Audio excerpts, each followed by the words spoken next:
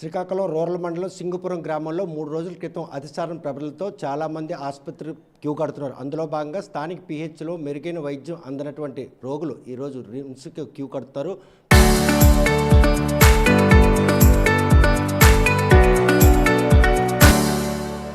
ప్రస్తుతం ఆ గ్రామానికి వచ్చినటువంటి ఈ అతిసారం ప్రబలి ఎంతమంది రోగులు రిమ్స్ హాస్పిటల్కి వచ్చారు, వారికి ఎటువంటి మెరుగైన చికిత్స అందిస్తున్నారు అనే విషయం మనతో మాట్లాడి హాస్పిటల్ సూపరింటెండెంట్ లుక్లాపు ప్రసన్న కుమార్ మనతో ఉన్నారు. చూస్తే కనుక ఈ అతిసారం ఇటు కార్పొరేషన్ కానీ అటు రూరల్ ప్రజలను కూడా వదలడం లేదు. మండు టెండర్లు, పగటిపూట పెరుగుతున్న ఉష్ణోగ్రతలు, ఈ పరిణామాలన్నీ అతిసార బారిన పడడానికి కారణం అనుకోవచ్చా?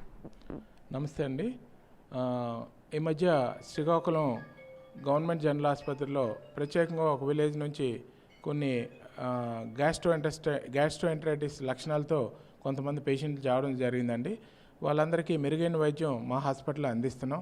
అంటే కాకపోతే ఈ అవుట్ బ్రేక్ ఎలా వచ్చింది, అది వాటర్ బోర్నా లేకపోతే ఫుడ్ పాయిజనా, అది కన్ఫర్మ్ కాలేదు.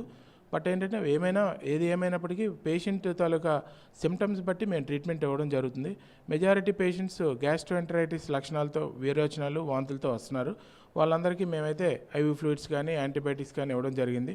ప్రస్తుతం అయితే అందరి పరిస్థితి నిలకడగానే ఉంది.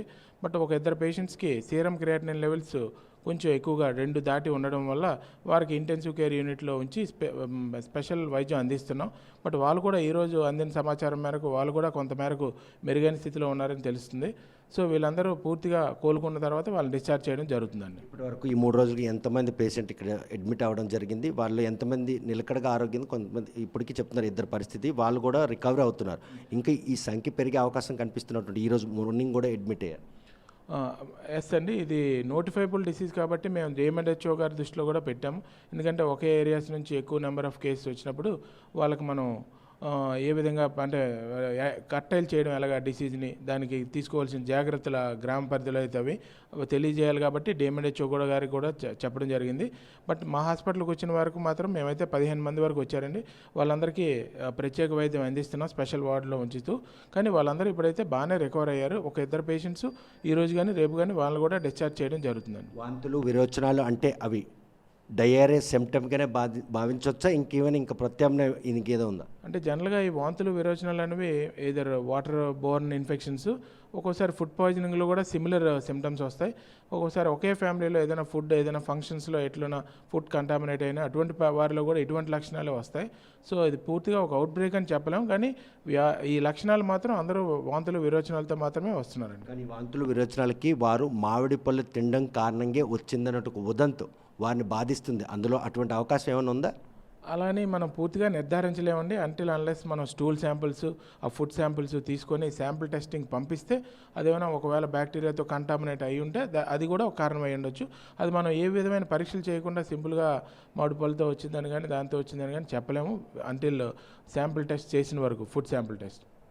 చూస్తే కనుక గతంలో తాగునీరు కలుషితం కారణంగా కార్పొరేషన్లో ప్రబలిన అతిసార వ్యాధి బారిన పడిన వారిని ప్రాణాలతో కాపాడిన రిమ్స్ ఆసుపత్రి వైద్యులు ఇప్పుడు సింగుపురం గ్రామంలో ఎవరైతే ఈ అతిసారం బారిన పడి హాస్పిటల్కి వస్తున్నారో వారికి మెరుగైన వైద్యం అందిస్తే ఇప్పటి వరకు 15 మంది అడ్మిట్ అయ్యారు. అందులో ఇద్దరు పరిస్థితి విషమంగా ఉందని భావించినటువంటి హాస్పిటల్ యాజమాన్యం మాత్రం వారికి మెరుగైన చికిత్స అందుతూ వారు ప్రాణాపాయం నుండి బయటపడ్డారు. మిగిలిన వారు అంతలో రికవర్ అవుతున్నారు, వారు కూడా డిశ్చార్జ్ చేస్తున్నారు. కాకపోతే వస్తున్నటువంటి ఈ కేసుల్లో ఈ వాటర్ కంటెంప్టా లేకపోతే ఫుడ్ పాయిజనా ఇటువంటి పరిణామాలన్నీ కూడాను టెస్టులు చేస్తే తప్ప నిర్ధారించినంత వరకు కూడా తమకు కూడా ఎటువంటి అనుమతులు లేవు.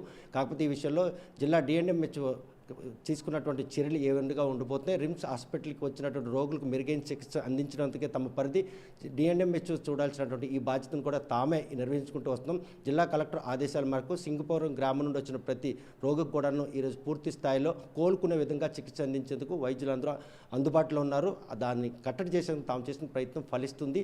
అందుకనే ఎవరైతే రికవరీ అవుతుందో వారందరినీ కూడాను తిరిగి ఇళ్లకు పంపించే ప్రక్రియ మాత్రం కొనసాగుతుంది. దీన్ని కట్టడి చేసేందుకు చేసిన ప్రయత్నం సఫలం అవుతుందని చెప్పి ఆయన ఆశాభావం వ్యక్తం చేస్తారు. వీడియో జర్నలిస్ట్ రామకృష్ణతో సత్యం, RTV శ్రీకాకుళం.